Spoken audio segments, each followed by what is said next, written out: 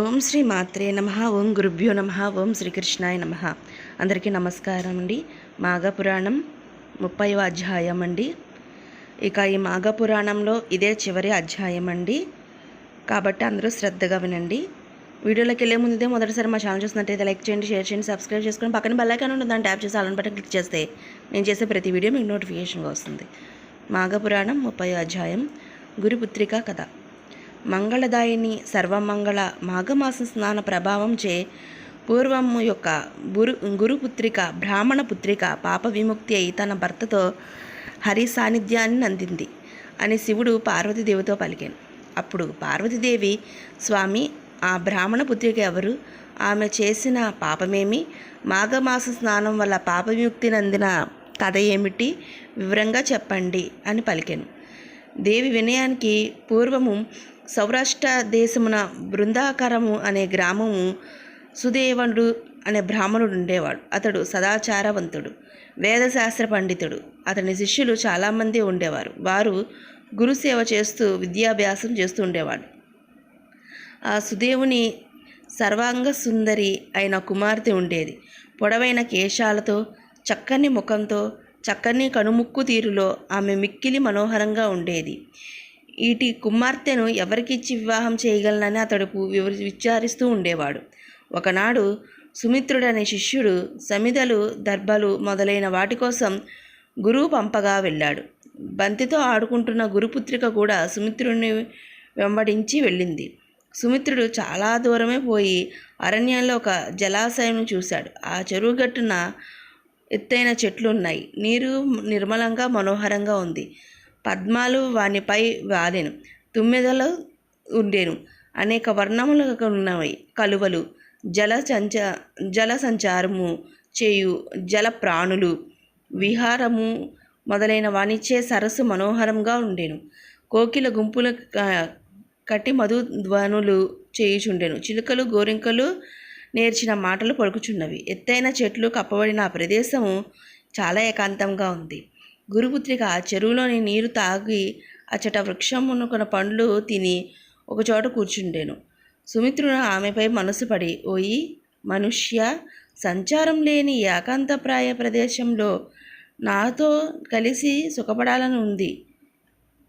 ఈ వనమున నీకు నాకు నచ్చినది.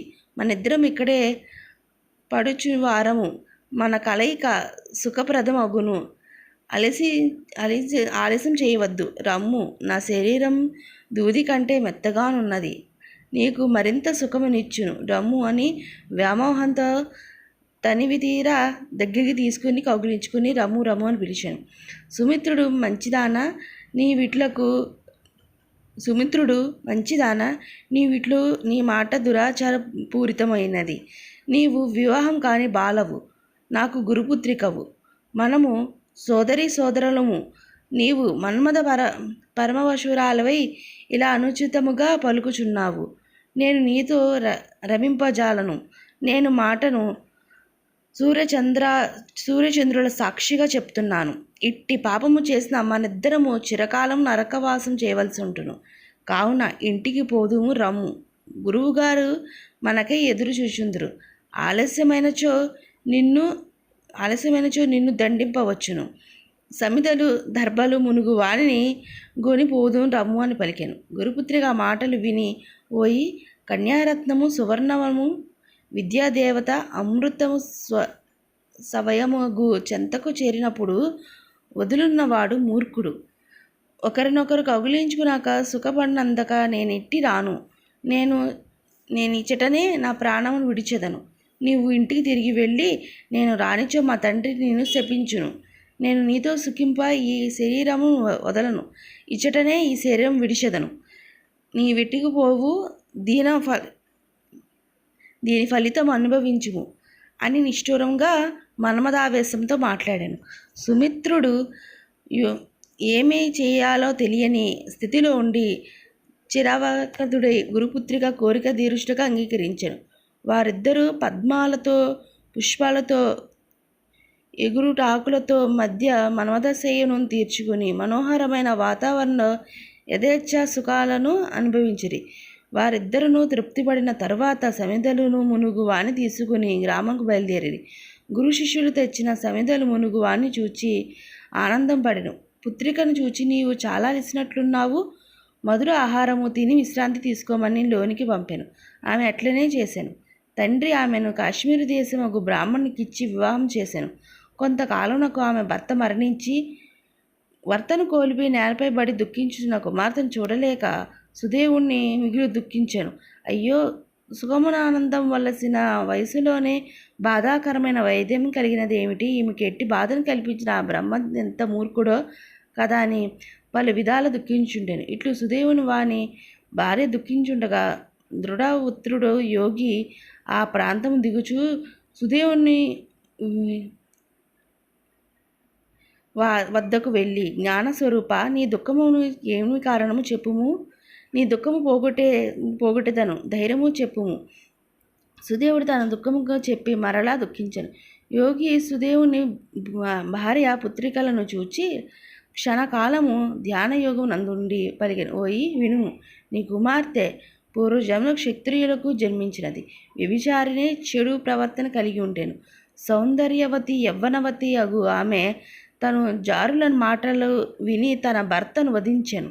భర్తను వధించి భయపడి శోకించి ఆత్మహత్య చేసుకున్నాను. ఈ పతిహత్య ఆత్మహత్య చేసినది ఆ రోషం వలన నీకు ఈ జన్మము ఇట్టి వైధవ్యము కలిగినది.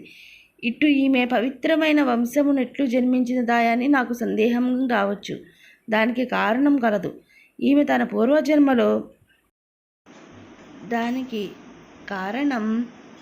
పూర్వజన్మలో సరస్వతి నదీ తీరంలో గౌరీ వ్రతం ఆచరించినది. ఇసుకతో చేసిన గౌరీదేవిని పూజించుండగా నీ వ్రతము చూచినది. ఆ పుణ్యబలమే ఈ పవిత్రమైన వంశం జన్మించినది. ఈ జన్మయందు సురవి నీ శిష్యులతో అధర్మంగా రమించెను. ఆ దోషము వల్ల నీమె తమ కర్మఫలము ఇట్లా అనుభవించున్నది అని చెప్పాను. సుదేవుడు యోగి మాటలు విని చెవులు మూసుకుని తన కుమార్తె పూర్వజన్మ పతిహత్య ఆత్మహత్యలకు పాల్పడదు.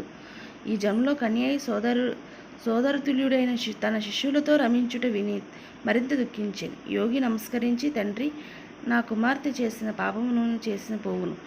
ఆమె భర్త జీవించినట్లు జరగాలి. దయచేసి చెప్పండి అని ప్రార్థించిన. ఓయి విద్వాంసుడు, నీ కుమార్తె చేసిన పాపములు పోవుట, ఆమె మాంగళ్యము నిలుచుట చేయుటకు ఒక ఉపాయం ఉన్నది. శ్రద్ధగా విను. మాఘమాసమున ప్రాతకాల స్నానం చేసి నదీ తీరమును కానీ సరస్సును కానీ తీరమును కానీ ఇసుకతో గౌరీదేవిని చేసి షోడోపచారాలతో పూజించిన దక్షిణ తాంబూలంలో ఇచ్చిన ఈ విధంగా చేస్తే తన భర్త తిరిగి మళ్ళీ బతుకుతాడని సెలవిచ్చాను. మాఘశుద్ధ తదియనాడు ఈ రెండు చేయమని చెప్పాను. ఆమె అట్లనే ఆచరించి తన భర్తతో సహా శివ సాన్నిధ్యాన్ని పొందింది. ఇట్లు మాఘపురాణం 30వ అధ్యాయం సంపూర్ణం. ఇదండి మాఘపురాణం 30వ అధ్యాయం. ఈ వాటితో మాఘపురాణం సమాప్తి అయింది. ఈ వీడియో మీకు నచ్చితే షేర్ చేయండి, లైక్ చేయండి. మరిన్ని వీడియోస్ కోసం మా ఛానల్ సబ్స్క్రైబ్ చేసుకోండి. అందరికీ ధన్యవాదాలు. సర్వేజన సుఖినో భవంతు.